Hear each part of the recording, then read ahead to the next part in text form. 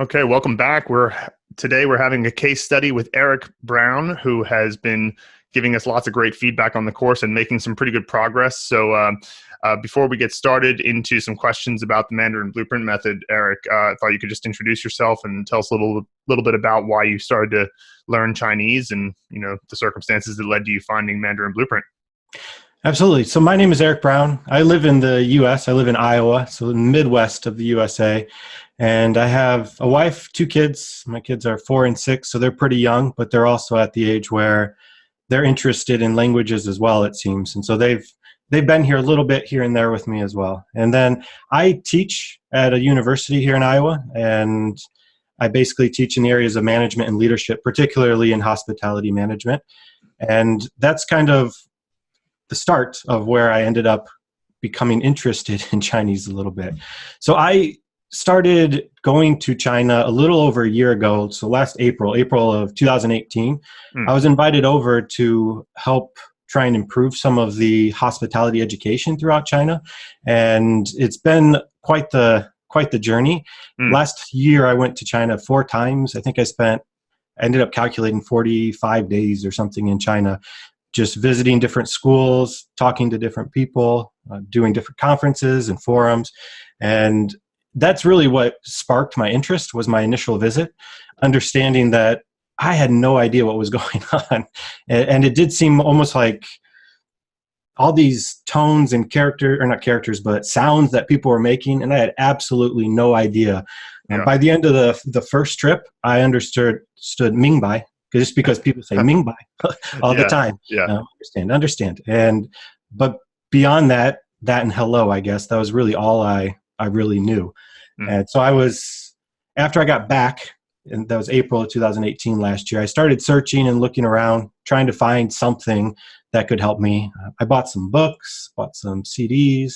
I bought the first level of Pimsleur and just trying to find something that would help me learn at least a little bit, so that even if it's not fluency, it's being able to converse a little bit or talk to people. But I struggled because there were all these different things I was trying to piece together. And even something like Pimsleur, I swear in level 1, one of the first things they teach you is I can speak. And it's wo, wei, shuo, right? I can speak. But I swear the guy says schwa every single time. And that might be an accent or something. But I said it to a Chinese colleague, and he had no idea what I was trying to say. And so I knew that this isn't for me. This isn't going to work. Because at the beginning, they tell you, don't look up the characters. Don't look up the pinyin, because that's just going to hurt you. But I had no idea. He had no idea what I was trying to say, and so I struggled. Right, yeah. So I was looking for something that could help me with pronunciation, and then also really help me be a little bit more conversational. Eventually, I don't know when I actually ended up finding Mandarin Blueprint, but I was Googling and searching, and I ended up finding it. It was fairly new, because I think the pronunciation mastery was out there, but the Mandarin Blueprint wasn't yet. It was just this roadmap for what was to come.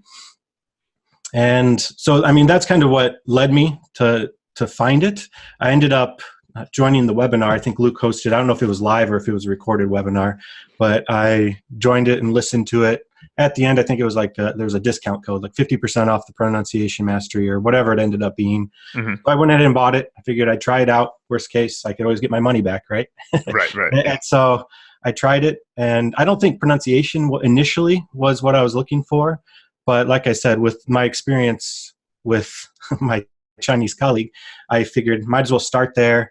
And then if it works, keep moving forward. And I think I got through pronunciation mastery really fast. It was just so interesting to see. And when you're told there's only 450 different syllables, actually, yeah, and you're just, that's going to be easy to learn, but it becomes a little more difficult when you have 5 different tones for each of those. Right, yeah. So, and so it was easy to make that decision initially for the pronunciation. When I got to the end of that, and I was talking to my friend again, it was much more improved. He actually understood some of the things I was saying, and so I think I was sitting there, I don't know if I'd say patiently waiting, but I was waiting for this Mandarin Blueprint to come out, because I felt like maybe this is what I was looking for. I have these 2 guys who obviously aren't native speakers, but they are fluent and they can speak it. And that's kind of what I would aspire to be, or aspire to be able to do. If they figured it out, why not have them teach me how to do it, as opposed to trying to read these books I have or listen to the audio from some other area. And so that's kind of what led me to Mandarin Blueprint. Ever since then, I think it's just been quite the process. I think the beta of the Mandarin Blueprint I got hooked on, and I know I sent both you and Luke some emails. Can you release one more level? I'm at the end. I need more. It's like this drug that I need another level of. Well, see, that's great feedback to get, because we make it and we hope that it'll be that way, because that was obviously the whole game theory, make it addicting, make you want to keep moving and feel your progress. That whole thing is, you can make an attempt to design it, but you don't really know if it's going to work or not. And luckily, you and many other people have given us that feedback of, it's like, because if you're making progress on it, it means something. It's like in a video game, that's not to say that every video game, if you score points in a video game, it doesn't mean something, but it's like, it really means something when it's representative of your progress in Mandarin. So it's really great to hear that that's your experience of it, that as you move through, it's like addicting, you want more. And so that's good to know. And I wanted to make a comment about Pimsleur, or those listen and repeat programs, because, I think they tend to be good for some people and not good for other people, in the sense that, if you're somebody like Luke said in the early days that he was more than happy to just do that over and over, just kind of like listen and repeat. And that's one of the reasons he got good pronunciation, but it's such a big if as to whether or not you're willing to do that. Like, I found that I like you to be just not for me. I tried Pimsleur, and I did actually do maybe, 30 lessons in it or something like that, but I just reached a point where I was just like, I can't take not knowing how this fits into other things, not knowing if I'm saying it right. Like, you can listen and repeat, but like you said, it was supposed to be shuo, but you were accidentally saying shua, and that is a totally different sound. So it's like, and it is a sound in Chinese. So people would hear you say that and they'd be like, you can brush? That's what schwa means. So they'd be like, okay, I'm glad to hear that you can brush. Brush what? So anyway, it's kind of like, that's something that is good to, hear somebody else say, because I remember when Luke did that, I was like, man, I wish I had your discipline, because I just can't get into that. So yeah, that's interesting to learn. So now you've been to China a few more times. Well, first of all, I kind of, as a progress check, where are you in the Mandarin Blueprint Method? What character have you made it to? And I'm almost to the end of level 18. So I think that's like 230, 220, somewhere in there. Right. Yeah. So at this point now, then another question is about how you're engaging with the course, because for those people who aren't on the course works in phases. So phase 1 is all about characters and components, and learning the Hanzi movie method and how to remember a character. And then phase 2 moves into vocabulary acquisition and how to make great flashcards. And then phase 3 moves into some sentences that don't require pinyin, because you know all the characters. Now, you have been engaging with the sentences, I know, because you've been leaving us comments on those lessons. So how have you found that so far? Like, I guess maybe you could comment on each phase, like sort of how have you felt about the character learning, and how has that led to you understanding the words, like 2-character words, and then how has that led to you understanding individual sentences? Sure. So yeah, early on with the characters, initially, obviously, we're learning some of these characters, and initially I didn't realize that the individual character, you guys do it well because you say this is also a word, right? But even when it is a single character and it is a word, that doesn't mean it's always used as a single character for that word, right? That's right. I think something is like spoon, right? Because shao, right? And so, no, is that right? Shao? Yeah, that's right. And so that's not usually said as just that one character, right? Because you always have the at the end. And so you need the 2 characters to make the word. And so I think initially with the pinyin and the characters, it was easy to learn a lot of the characters, but understanding exactly where they fit and how it was difficult. And so then moving on into the actual 2-character words and then the sentences, started to put all those pieces together, that you start to understand that, well, yes, this makes more sense now, or this word always having something else connected to it makes sense, because in order to understand it, you need those 2 characters together. And one of the things I had told a colleague of mine, that all these characters, they have the same pronunciation. They may even have the same tone. Mm-hmm. I don't understand how you can keep them separate, but it's because you add in the characters beside it or next to it, and it kind of helps you understand that those are connected. And so I think the initial characters, it was great learning all these things. And then once you start putting them into words, you start to understand how they piece together and how one character impacts the other character if you have two characters together. And then finally, I think with the sentences, and I'm looking forward to the paragraphs eventually in the stories, they help you understand that, yes, it's more of a meaning. We have these keyword connections, yes, but each character probably has, I don't know, 10, 15 different meanings possibly, right? They could be anywhere. And so I think seeing them in sentences and understanding that, okay, for this sentence, this character means this. And then for this sentence, it means this, or this word.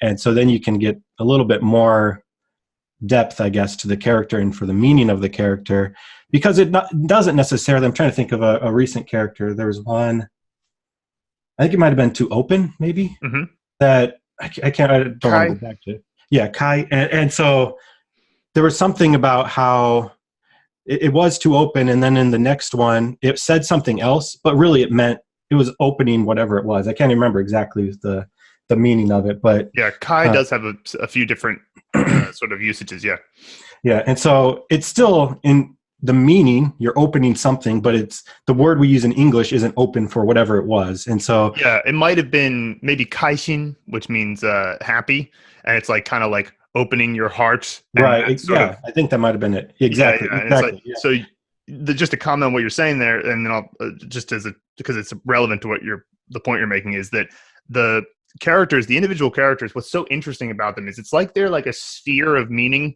and they're almost all of the different usages are sort of related back to the initial kind of idea, like an open or heart or something like that.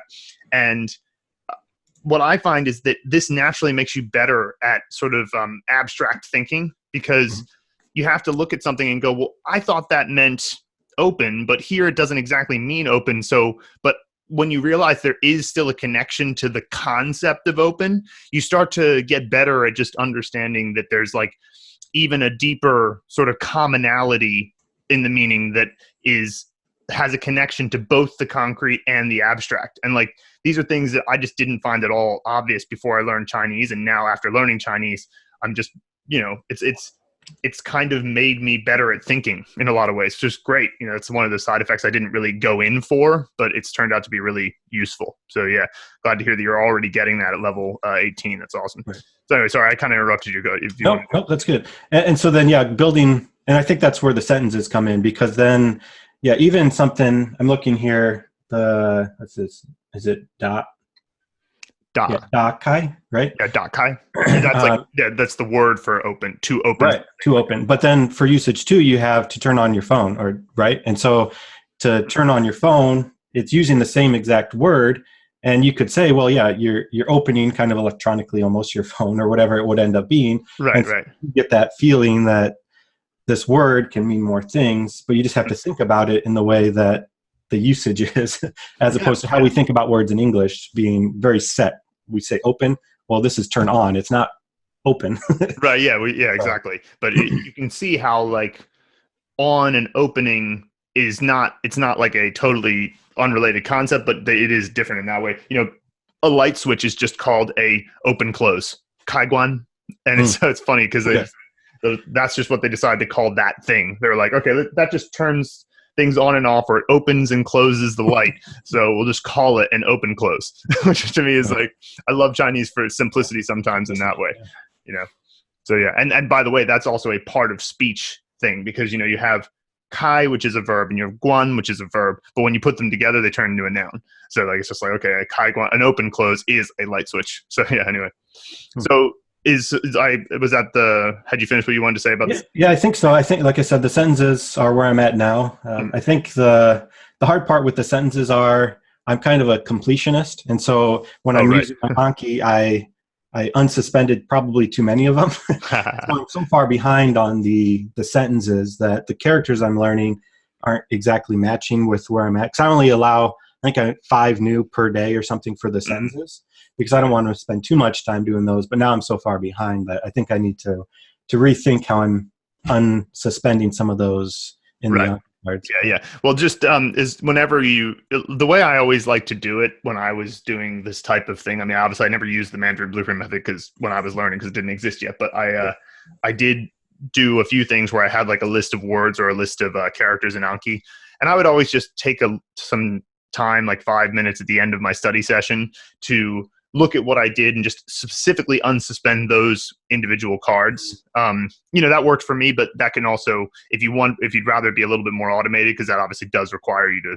stop and look and unsuspend manually. So, you can always just say, okay, for the next couple of weeks or maybe just a week, I won't add any more sentences and just catch up with your characters. I do think that there is a real sort of, because I know how important characters are standing at the, from the fluent level looking down, how it's just the most critical level. There's always this part of me that wants to go, hey, if you want to just spend some time just learning characters for a while, do it, because it's so worth it. They just have, it's like if you imagine that a character is like a node in the network, the most connections go to the character as compared to the words, and obviously a sentence is like, theoretically sentences are infinite. So, you don't have to necessarily ever be committed to one sentence. So, but yeah, cool. Well, that's great feedback. I'm glad to hear that you felt like the confusion that or rather I should say, like the lack of clarity that you felt about how a word or a character was going to be used started to, fog started to lift away when you started to see it in the context of sentences and around other characters and words. So that's great. Cool. So assuming, you continue and you finish to the point where you're knowing 80% of Chinese by the end of level 36, and you're starting to get to be able to use things conversationally and all of that, what are you going to, what's your plan? Like when you get successful with Chinese, what are you going to do with it? I mean, obviously I have a sense of it since you're going to be traveling to China, but what is your goal? Well, yeah, I think that's a big part of it. So in the last year I went 4 times. This year I'll probably go a couple of times. And I think for the foreseeable future, it'll probably be 2 to 3 times a year I'll be traveling to China. And I think it's hard to say, because when I'm there, I always have probably, no further than an arm away, someone who's bilingual. There's someone with me almost at all times who can translate for me. So I don't have I need to do this to survive. Right. When I'm there. But even last time when I was there, I was seeing characters on signs as I'm driving around. And it's things that you notice and recognize. And I think going forward, it'd be beneficial, and it's fun. It's fun to be able to go there and see different characters and understand perhaps what it means. I was staying at a hotel, and one of the minibar thing said, it's what, xiaochi, right? And I was like, small food, that must be snack. I'd never seen it in Mandarin Blueprint, but I knew small food. I'm like, that has to be snack. Exactly. There's nothing else that makes sense. And so it's nice to be able to just see that and understand. Obviously on the back it was English, so I could see that exactly what it was. But it was interesting to be able to do something like that. Isn't that cool? Yeah, like those moments are great. Yeah, when you look at it, like that's of course that's what it means, because it's just Chinese has so many words like that, which again is why characters are so important, because we don't have to tell you all of the first 500 characters, top 500 characters, and it's about 600 to learn those top 500 characters. You can make 5,000 words out of that, but only about 1,000 of them are high frequency. So, but the other 4,000 you could learn pretty easily. It wouldn't be too hard, because you'd get the base meaning there. Oh, it's small food. I guess that means snack. What a surprise. So yeah. Yeah, exactly. And so, yeah, when I'm in China, I'm usually working with faculty and students. And in particular, when I'm teaching a class in front, I'm teaching in English, it's being translated, but the students are probably at an intermediate level of English, perhaps. And I'm trying to encourage them to speak English and to talk to me. But as you probably know, many of the Chinese students in particular, they try and save face. They don't want to be wrong in front of their peers. And so there's that lack of confidence in maybe even just answering. But then you compound that with answering in a language that they aren't as confident in. And so it makes it really difficult for them to participate or to talk to me or to respond. Right. And I think it'd be wonderful for me to be able to just, even if I could just tell them, it's okay, or it's okay to respond in Mandarin, and then I could have my person next to me translate for me, or showing them that I'm willing to take the risk of speaking a language that I'm obviously not fluent in. Then they'd be willing to stand up and take the risk as well. And so I think something like that would be beneficial. I don't make money when I'm there, so I'm not doing it to make money or get rich or to move to China. I don't have that intention, especially, I have 2 young kids. It's just not going to happen. But I think taking risks and showing the people there while I'm there that I'm willing to take risks will increase their willingness to do the same and make it so it's less uncomfortable for them to participate, or maybe just less of a hurdle for them to jump over. I'm going to fail. Even today I probably have talked or said some characters that I didn't pronounce it correctly, but you need to be willing to try. And I think that's something to encourage the students, because they need to speak English in order to be successful in their careers. And so if I'm willing to put in that effort, I think that's really good.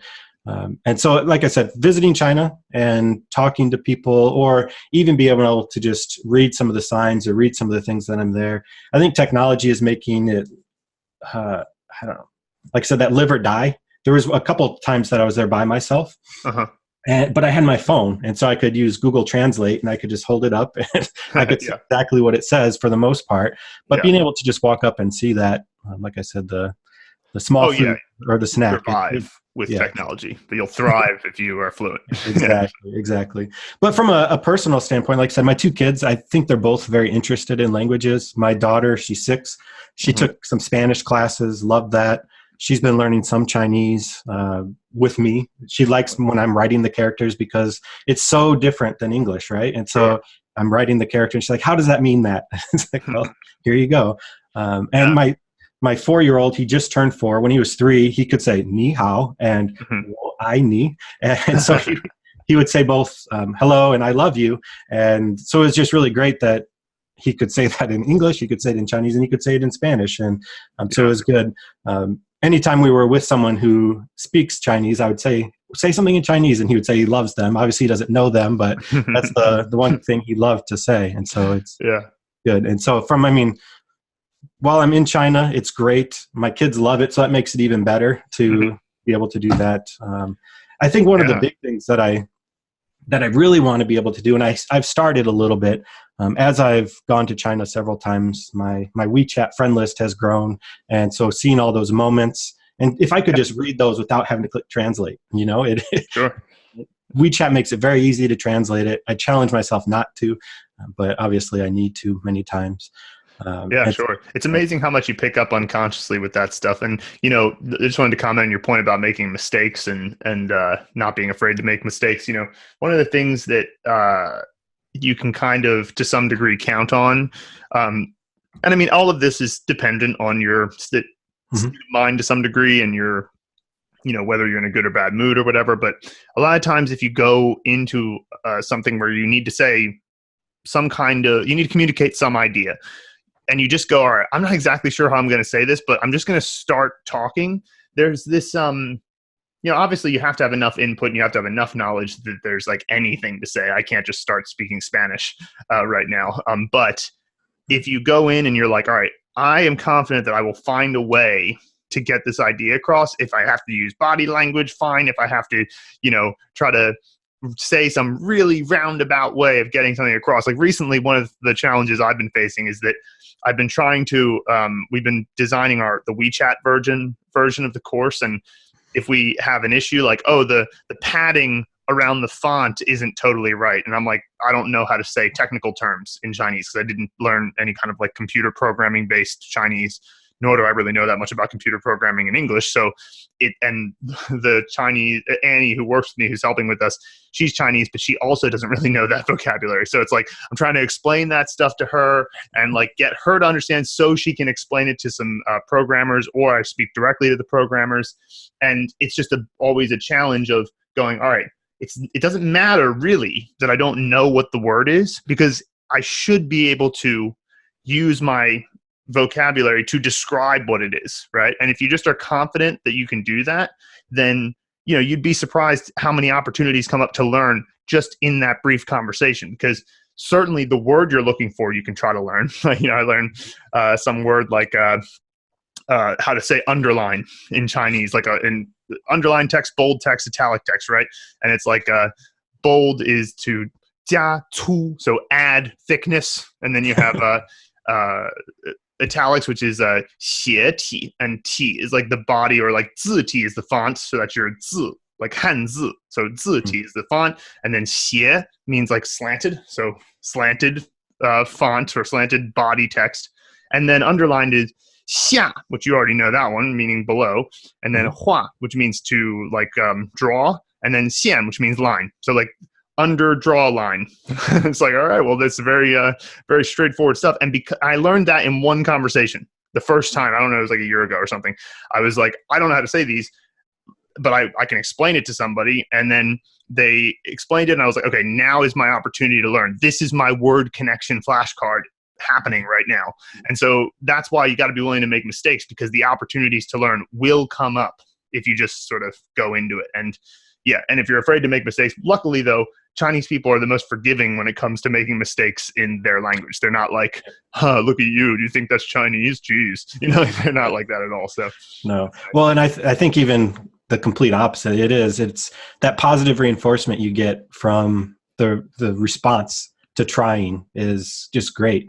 And so trying to say something as simple as, hello is, I found that people don't really say hello that much. Ni hao, right? Not very much, surprisingly. They say a lot of other, have you eaten? Or just lots of different things that they'll say when they interact with each other. But even if you say something as simple as hello, or at the end of my class, just saying thank you, and the students react very differently because you're trying. And so that positive reinforcement helps with the process of learning, because it makes it seem even more worthwhile, because every time you try, every time you do something different, the positive reinforcement's there. Absolutely. Yeah. Totally. All right. Well, I feel like we'll end up talking about all these things like forever. So let's move on to my next question here. So moving I have a couple questions specifically about the Mandarin Blueprint Method and sort of how you've been working with it. So the first one is, regarding the characters themselves, because, the two things that make the Mandarin Blueprint Method particularly unique compared to other learning methods is how to learn an individual character, and then the sequence and order of the characters. So on the how to learn an individual character front, obviously at the beginning, there's some time where you have to figure out the method. It's like, we use all these mnemonics for the pinyin, initials and finals, and the tone. And then of course the props, actors, and sets, aka character components, pinyin initials, pinyin finals, to create the ingredients. And then of course you have them interact to create the meaning. How long did it take you to sort of get how that works? And then now, how long does it take you to learn an individual character? As far as how long it took me, probably, I definitely had the process down before the video stopped.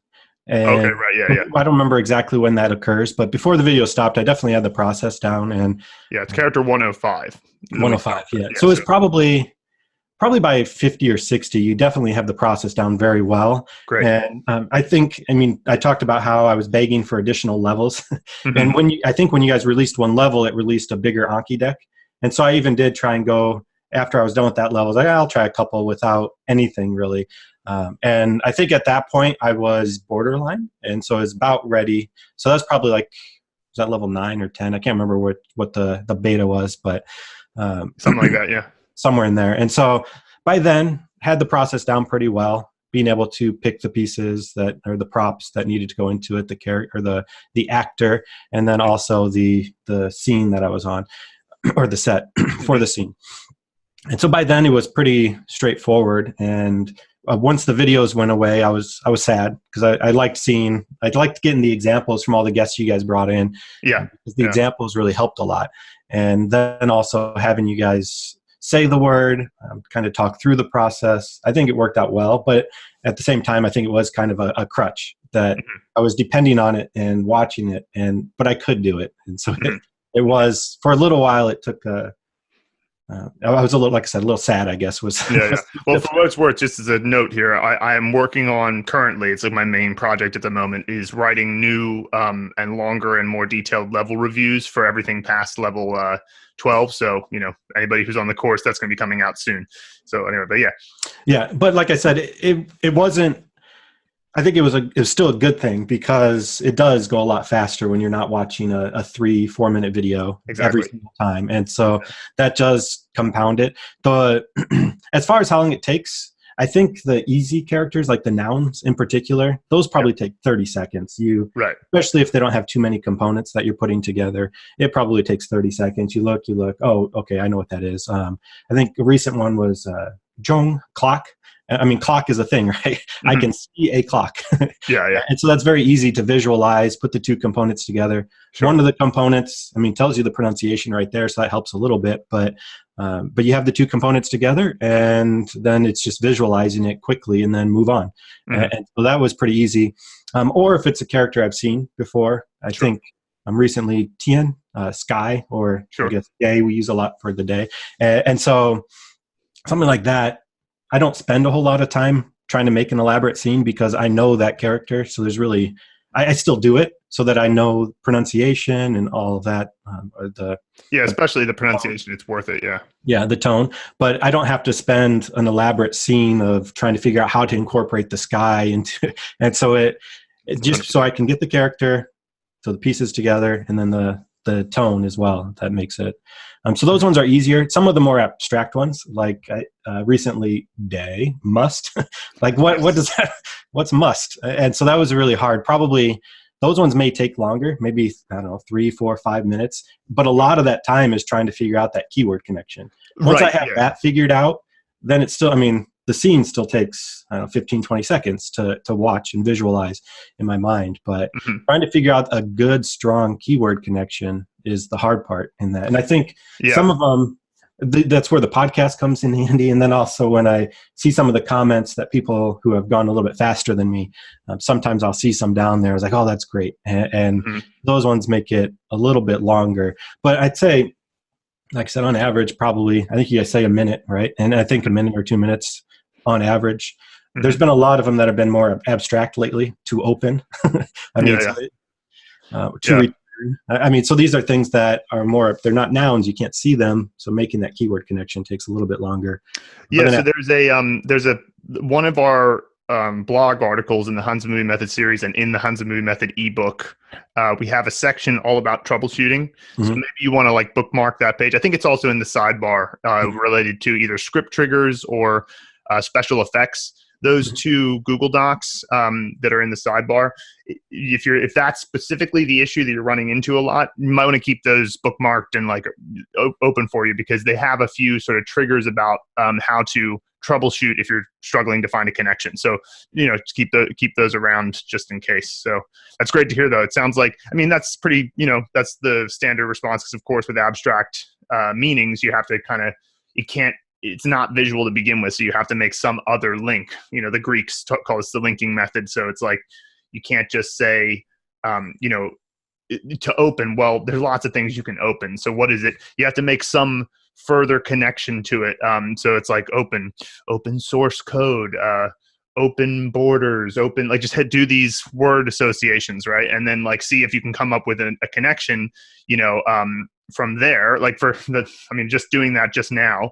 I had a particularly, so I guess you could say, there's always immigration debate, right? So I had a person I knew was particularly on the open borders side of it, and he had a shirt that said "Borders are imaginary walls." I could just imagine that, borders are imaginary lines.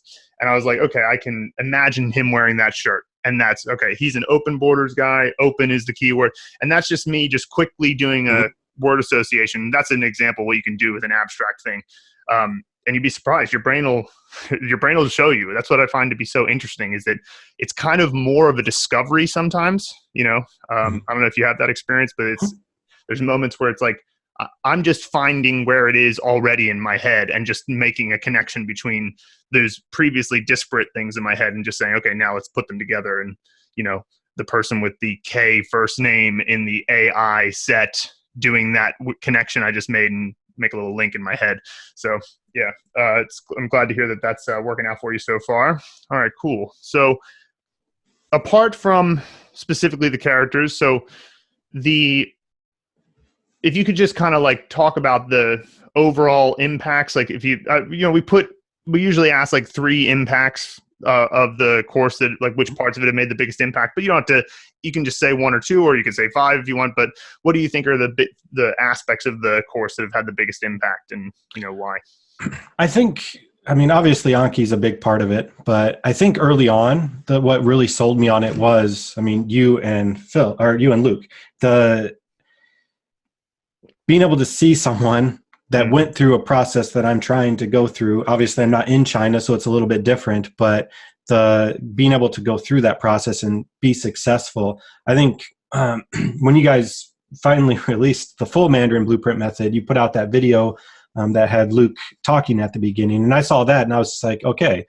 Obviously, I've seen him do the pronunciation through all those videos, but those are all very short. But putting together this full sentences, and I think I searched YouTube or something for you and found a TEDx talk or something that you did. Is that right? And so watching you speak, so I had confidence that you guys both knew what you were talking about because you got there.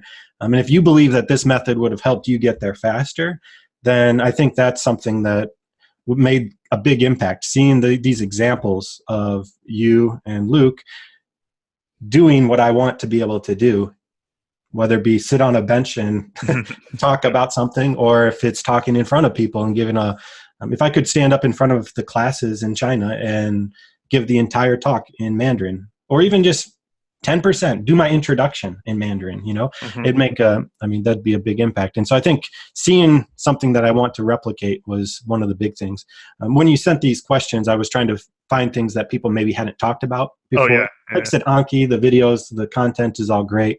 But I really think one of the big parts was the actors and the sets, right? So you have the actors for the initial, the sets for the finals, and you guys gave the suggestion that you could either make it so it sounds like it, or it kind of has the same letter, and so then that'll trigger in your mind. I've kind of tried to commit to making it sound like it as much as possible. Okay. I think that's made one of the biggest impacts on me being able to pronounce some of the words. Because if you think of like EI, A, right? And so it's, in English, EI doesn't look, A wouldn't be the first thing that I probably would say. But one of the sets I have is a building I work in called McKay. And so the end A is identical to A. And so anytime I have something, anytime I have something in that, AY, exactly. It's not spelled the same, but anytime I have something in there, I have no problem pronouncing that word because I know exactly how that final is. Yeah, I would say of the two, you can definitely make a connection to the letter. It's totally possible. But of the two, the sound connection is almost definitely stronger. Yes. Because then you can just like quickly, you just say A, and then the McKay even, it's like in your head before you even, in less time it takes you to say the 2 words. So yeah, absolutely. Right, exactly. And so that's where, I have 2 sets in Shanghai because I probably visited there the most 4 or 5 times. And so I have a hotel that I've stayed at several times. And so it's very visual in my mind. And then one of the schools I visited that was very impactful. And so I can remember it very well because the ANG, and so it's very easy to know because of Shanghai. So I can kind of connect it there. And the same thing for AI. And so I think that's made one of the biggest impacts. It's not, you guys give a lot of options. You say you can do it. But for me, the pronunciation was so important that I was like, I need to find words that make this happen. And so I was trying to find words that had the same sound. That way I don't get confused. So I think, is it high? Is that bad, right? Or stop? So like, well, you've got huai. Yeah, huai. Huai. There is another word that you probably haven't learned yet called hai, which means to harm someone. Okay. But huai is like bad. Yeah, exactly. Yeah, and so you have the AI, and so, Shanghai, and so you got the I, and so it's very easy to know what that final should be. So that's made a huge impact on being able to pronounce the words once I yeah, that is one of the biggest things that people, especially if they're just starting, they don't necessarily realize how helpful that's going to be, because when you don't learn the character properly and the pronunciation properly, what happens is, your brain just cannot retain that trivial information unless you visualize it. So, because the fact that it's second tone and not third tone, it's like your brain is going to forget that, because so you're going to be reading later and you're going to see the character and you're going to recognize the character and you're going to be like, yeah, I know that, and I think it means like that or something, but you're not going to know whether it's second tone or third tone, and it's going to matter, and that's going to be compounded if you didn't do it right at the beginning. And then you're going to be like, oh, this is so frustrating. Everything I'm sort of 90% sure about, right? And then it's like when you do it right from the beginning and for sure that second tone because it was happening in the kitchen, and so or for sure that's the AI final because it was happening at this place in Shanghai. And and of course it's the Hulk is there, so it definitely starts with HU. It's like there's no doubt about it. And it's so nice because that is one of the things that drives foreigners crazy if they didn't do it right. So I'm glad to hear that that's, specifically been going quite well. Right. Yeah. And so I think combined on that, the initials as well, I think one of the hardest ones was the QI, chi, right? And right. So it's hard because I don't know anyone. Have that sound. Yeah. Yeah, exactly. Or R. There's a lot of sounds that aren't very similar. And so those ones, obviously you say making exceptions are okay. And so I made the rule in my own mind that I'm always going to do it unless I can't. And so ones like that, the QI, I think you guys recommended using someone maybe with a K. And so then I have someone that starts with a K, a female with a K, because it's QI. And then I just need to remember those ones, but I don't have to remember all these other ones because it sounds exactly like the set or the initial. Exactly. Yeah. And if it's one where it's like, the QI is and the ER are your only exceptions amongst 55, you remember them because they're the exceptions. It's like, that's the fewer, if you only have two exceptions, then, and in the case of ER, we even just tell you, we're like, hey, it's Jackie Chan. So it's only really one. And then you'll remember just because it's special in that way. So yeah, that's great to hear. And, I had a sound mnemonic the other day that I did. So I'm staying in Florida with my sister for a couple of weeks, and my brother-in-law has a bike, and he has a bike lock, and it's a 3-digit bike lock, and he said, okay, it's a 746. So I guess if anybody knows where I am, you can steal that bike and it's locked somewhere. Don't be creepy. Anyway, so if it's 746. Well, in Chinese, that's 746. And then I went, okay, well, 746 almost sounds like 气死我了, which means like you made me so angry. You made me angry to death. It's like it's not exactly the same, but it sounds a little 746 气死我了. I can sort of hear a little bit of the relationship. And so I just imagined somebody getting ready to steal my bike and me like, 气死我了. And so that literally is angry, 气, which you would have already learned that character already, and then 死, which means to die, and then 我, le. So it's like you made me angry to death. It's like, or you scared me to death. 吓死我了. And so I just heard that, and I've had no trouble remembering that 3-digit thing. And it's funny how sound mnemonics, they can be really powerful. It's just a simple thing of it just sort of sounds like it. So there you go. And so that's great to hear. So we should probably encourage a bit more sound mnemonics in our day-to-day videos. Yeah. Well, yeah, exactly. And like I said, that's been one of the biggest impacts is I'm very confident in how I need to pronounce those words, because I think confidence is a big part in being willing to try and speak. And so I'm confident I know those ones because I can say it in my mind. I could say McKay, okay, I got it. And then I can say the word, and so it's no problem. And making sure that I got the correct pronunciation. Obviously, the tones is a different story, but those come from where I'm at in the house or the building, and so that's easy as well. Yeah. But the other thing, I think you guys had a comment maybe last week or the week before on one of the podcasts about how visualizing yourself in some of these places. I've been visualizing myself, obviously, in my childhood home and bringing back different memories that happened, that true memories. I mean, obviously, I'm making these fake ones, fake memories in my mind, but true memories and remembering things. And I think that's been great because it's been able to kind of relive some of the things I did as a kid and things I probably shouldn't have done or should do. And so it's just been wonderful to be able to my old bedroom or the bathroom and different things in the house and bringing these different people into the house. And so I think that combined with what you said, I think my memory in general is slightly better or a little bit better. You think of things a little bit differently. And so I think that's been another impact. I went back, like I said, I was in Shanghai last month, and I went to that hotel that is one of my sets. And so walking in there was a little, I wouldn't say deja vu, but it was a little, it was odd because of the things I've had people do in that lobby, and so it's very different to walk in there and say, like Woody is my WU, and I've had Woody do things in the lobby. I think, I can't remember what recently, but doing things. And so it's just very strange that, obviously I've never seen Woody standing right here at the entrance of this hotel, but right. I have seen Woody standing right there. And so it's very interesting to go to places that I've been using as sets, because we don't use your current home as a set, so it doesn't happen as often. But obviously McKay, the building I work in, I go to all the time, but some of the rooms I use there, I'm not in as frequently. But to walk into the hotel, and there's so much, that ends in ANG that we've learned, that, the lobby, the room, the bathroom, outside. Yeah. So a lot of stuff that's happened in the hotel. Pretty cool. Yeah, you just walk into a new place and you're like, oh yeah, there was an octopus, fighting a pirate with a knife over there yesterday in my mind. So that's great. Yeah, that type of stuff is really, I think it was the guy Dev on the course who was saying that doing the method made him think of his father who has passed away. I was just like, I saw that and I was like, wow, that's awesome. Obviously, it's not necessarily so awesome that his dad passed away, but it was awesome that he got a good memory out of it. And I'm like, and this is kind of like writing an autobiography in a lot of ways, because you're going through all these important places from your past with important people from your past, or at least people who made an impact on you, even if they're fictional characters or something, right?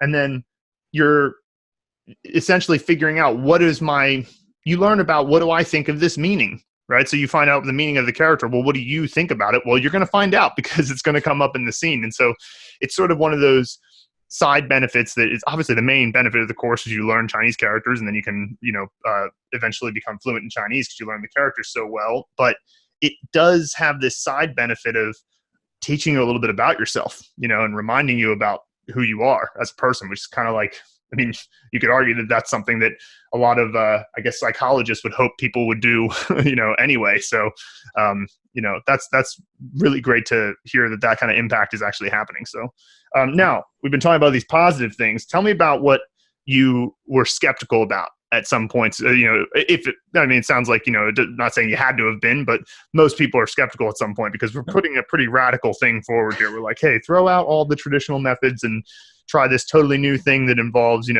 knife wielding octopuses or something. And so tell me about your skepticism. Well, I don't know if you remember or not, but I think early on I sent you a note via Facebook message just saying, I don't understand how I'm going to remember 600 different scenes, or more than that, really, once you keep going. And you actually sent back an audio message just saying that you will. The basically said that your mind will work fine this way. It works. And the other option is that rote learning. You're either going to remember 600 scenes that are really impactful to you, you maybe have an emotional connection to type thing, or you're gonna have to write these characters out a bunch of different times, and you're still not going to know them as well. And I think that I still was skeptical even after you sent me that voice message, but sure. Trying and doing it and seeing that it was working, I think was helpful. And so I think early on, like I said, I was skeptical there, but other things have kind of removed that skepticism because, like I said, talking to friends on WeChat, visiting China once a few times every now and then, it was almost like a game. Anytime we went somewhere, one of my colleagues would point at the wall and say, okay, which of those characters do you know?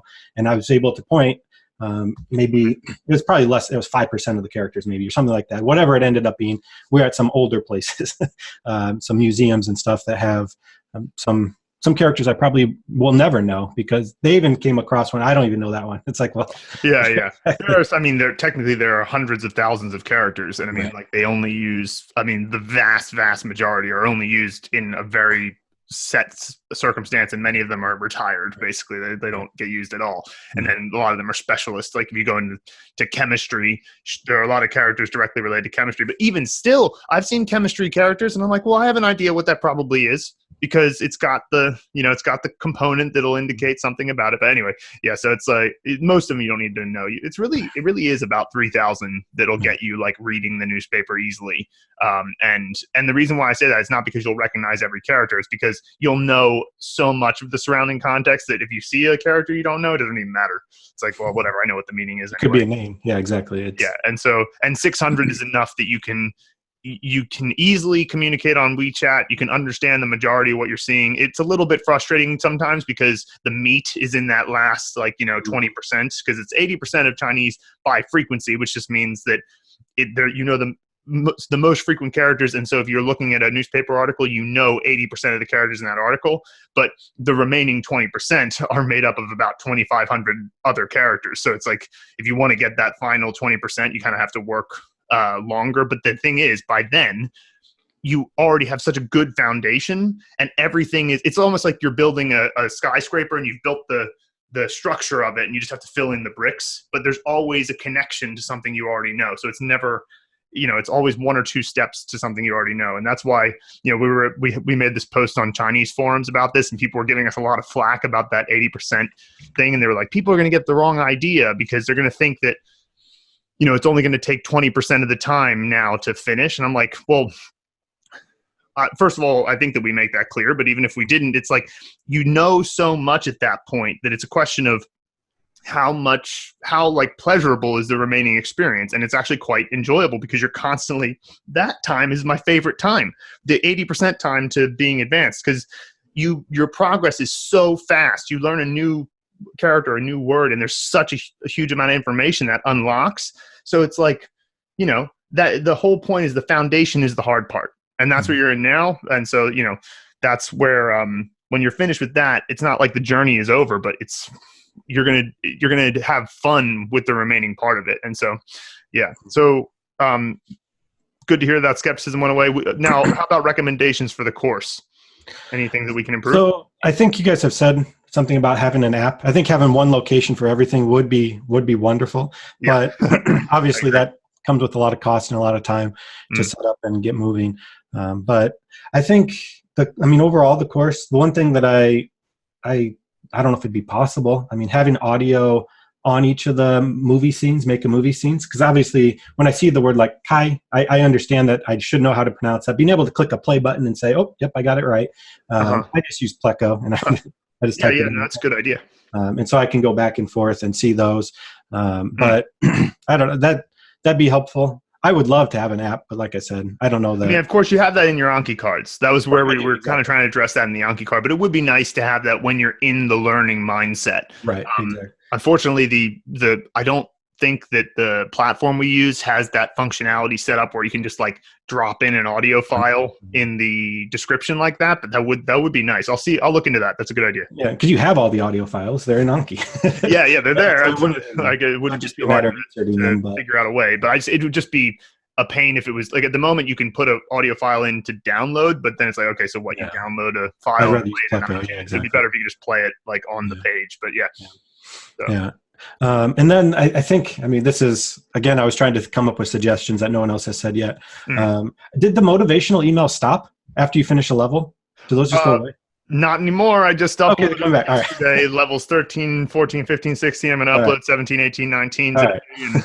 And yeah, it's like I've completely, like that was, we're always in this sort of state of like, do we keep going past level 36 or keep filling out the first 36 levels? And it's always this balancing act, because on the one hand, the vast majority of people who see our course are seeing the beginning of the course. So it's like, we have to bear that in mind. But on the other hand, we have this like vision of you can learn 3,000 characters and you can pass the HSK 6 all with the Mandarin Blueprint Method. And but I do want to get that done first. I'm going to get level review videos, level motivational emails with more information in them. And they're going to be good because I've added in like little extra tidbits, things that you wouldn't necessarily get. Like, oh, okay, in this chapter you learned 没有. So now I'll teach you the difference between 从来不 and 从来没有, and like just write that into the email so you can get a little tidbit there. So yes, I will be adding that. Good. Like I said, they obviously had I don't know if they would be learning content, which it sounds like adding that in is great. It was just always nice. It was kind of an extra motivation. I only have 2 more characters and then I'll finish and I'll get the email. Yeah. So, well, that's coming very soon. I'm working on that right now. So great. I'm glad. That's always good to find out that what you're doing at the moment is going to be a welcome addition. Yeah, that's good. Great. Cool. All right. So then the final question is, would you recommend the Mandarin Blueprint Method to others learning Mandarin Chinese? Absolutely. I think particularly because there's no real risk. I mean, you got the free trial and it probably won't work for everyone. Some people may not learn very well this way. That's something I've learned as a teacher, that my students, they don't all learn in the same way. But I think this has so many different pieces. You have the audio learning, the visual learning. You have so many different pieces to it that it's worth trying. Like I said, I bought different books. Bought different pieces and audio CDs and all this other stuff. And I don't know that any of them would have gotten me to where I am this quickly and this confidently. Like I said, the pronunciation, having the tones are so important to the language that if you don't have the tones, you can say something, you can offend someone, right? You could say something that you shouldn't be saying in a professional setting. And so there's a lot of pieces to it that, like I said, I'm still probably pretty early on, even though I'm on character 220-ish. I feel like I'm so far away from fluency but it's a journey that's a lot of fun, and being able to click the next one and learning new characters. When I learned Tian, having all of those different words on lock, I think there were like 6 or 7 different words that were combined with Tian. And so I could learn all these different words that I knew. Some of them I knew today, I knew tomorrow, but there were some other ones that when you combine the 2 characters, it makes sense. And so it's a lot of fun. So absolutely, I think it'd be a worthwhile challenge for people that are willing to think differently, because it is, like I said, early on, skepticism was there. But I think, like I said, the biggest thing was having 2 people that I felt like were at a point that I'd like to end up becoming. If they made it, why can't they teach me how to do it? Well, that's great to hear. I'm so glad to hear it. And Eric, we'd like to follow up with you in a couple of months to see how you're doing, and also to give you a little motivation to keep the habit day to day. So would you be willing to meet with us? I guess it's May 13th, 2019 now. So maybe in like early August. Yeah, absolutely. Yeah. Early August would work. I'll be heading back to Shanghai in July. And so I'm hoping. Perfect. So you'll have some more stories of how it went. Exposure. Yeah, exactly. In China. So it'll be good. Perfect. All right, great. Well, then we'll set up a meeting for August then. And great. Great to talk to you, man. And we'll see you on the course. Absolutely. Thank you.